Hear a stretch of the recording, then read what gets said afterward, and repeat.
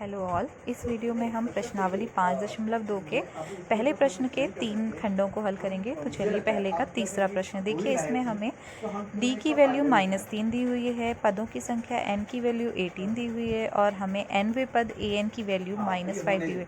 इसका और इस प्रश्न में हमें प्रथम पद a का मान ज्ञात करना है। देखिए n = 18 के लिए an की वैल्यू -5 है, इसका मतलब 18वें पद का मान -5 है। तो अब हम इसमें nवें पद का सूत्र लगाएंगे क्योंकि हमें nवें पद की मान दी हुई है। तो अब हम nवें पद के सूत्र an = a + n - 1 d में सभी ज्ञात वैल्यूज़ को हम रख देंगे। तो देखिए an की वैल्यू -5 दी हुई है, तो हमने बाईं ओर -5 रख दिया। इक्वल्स a की वैल्यू हमें नहीं दी हुई है, तो a को हमने a ही रहने दिया, प्लस कोष्ठक n-1, n की वैल्यू हमें 18 दी हुई है, तो 18 - 1 रख दिया हमने, और मल्टीप्लाइड विद d की वैल्यू हमें -3 दी हुई है। तो देखिए क्योंकि -3 है तो इसलिए दूसरे ब्रैकेट का यूज़ किया हुआ है। अब नेक्स्ट लाइन में देखिए -5 = a+। सबसे पहले हमने ब्रैकेट 18 - 1 सॉल्व किया जो कि 17 हो गया, मल्टीप्लाइड विद -3। अब नेक्स्ट स्टेप में हम क्या करेंगे, पहले गुणा करेंगे 17 और -3 की, तो हमें मिलेगा -5 =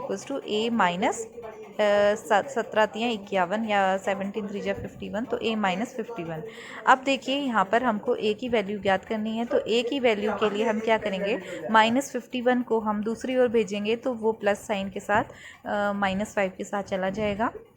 तो a = -5 + 51, यानी कि हमको फाइनल जो आंसर मिलेगा a = 40। चलिए नेक्स्ट क्वेश्चन, इसका चौथा क्वेश्चन हम सॉल्व करते हैं। इसमें हमको प्रथम पद a की वैल्यू दी हुई है -18.9, d की वैल्यू दी हुई है 2.5 और an की वैल्यू दी हुई है 3.6, और इसमें हमें पदों की संख्या n ज्ञात करनी है। तो हम इसमें भी nवें पद का ही सूत्र लगाएंगे, an = a + n-1d। इस सूत्र का प्रयोग हम तभी करते हैं जब हमें nवें पद का मान दिया होता है या फिर nवें पद का मान ज्ञात करना होता है या उसके रिलेटेड कोई अन्य पद ज्ञात करना होता है, लेकिन nवां पद दिया होता है। तो हम इस सूत्र में अब हम फिर से वैल्यूज रखेंगे। an की वैल्यू 3.6 है, तो हमने बाईं ओर 3.6 या 3.6 रख दिया, इक्वल टू का साइन। उसके बाद देखिए a की वैल्यू -18.9 है, तो हमने -18.9 रख दिया, देन प्लस का साइन है, प्लस लिख दिया, कोष्टक n-1। अब हमें यहाँ पर n की वैल्यू ज्ञात करनी है, नहीं दी हुई है, तो ब्रैकेट के अंदर n-1 एज इट इज़ रहेगा, मल्टीप्लाइड विद d की वैल्यू 2.5 है, तो हमने d की जगह 2.5 रख दिया। अब हम इसे हल करेंगे। तो देखिए बच्चों, इसमें हमको n जो है वो n-1 2.5 के साथ मल्टीप्लाइड में मिल रहा है, तो हम इसे हल करने के लिए पहले 2.5 की n-1 ब्रैकेट में मल्टीप्लाई करनी पड़ेगी। इसको पहले हल करेंगे। अगली लाइन में हम अब 3.6 ऐसे ही रहा, = -18.9 भी ऐसे ही रहेगा, प्लस के निशान के बाद 2.5 की कोष्टक के अंदर मल्टीप्लाई करनी पड़ेगी। तो 2.5 की हमने अंदर मल्टीप्लाई की, तो हमें मिला 2.5 n-1 के साथ मल्टीप्लाई हुई, तो 2.5। अब हम दाईं ओर -18.9 और -2.5 इन दोनों को एक साथ हल करेंगे, तो हमें अगली लाइन में मिल जाएगा 3.6 = -21.4 + 2.5 n।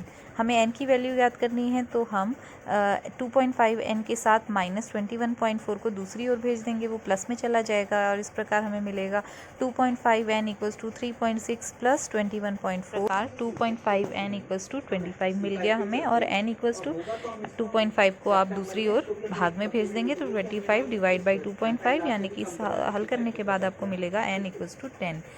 अब देखिए इसका पांचवा प्रश्न में हमें सार्वंतर ही 0 दिया हुआ है। तो जब किसी श्रेणी में सार्वंतर ही नहीं है, यानी कि गैप ही नहीं है पदों के बीच में, तो इसका मतलब आप उसका कोई भी पद ज्ञात कर लीजिए, वो प्रथम पद के इक्वल ही उसका मान होगा। तो इसीलिए इसके nवें पद का जो मान है वो 105वें पद का मान भी प्रथम पद के मान के बराबर ही होगा। तो हमारा उत्तर इसमें 3.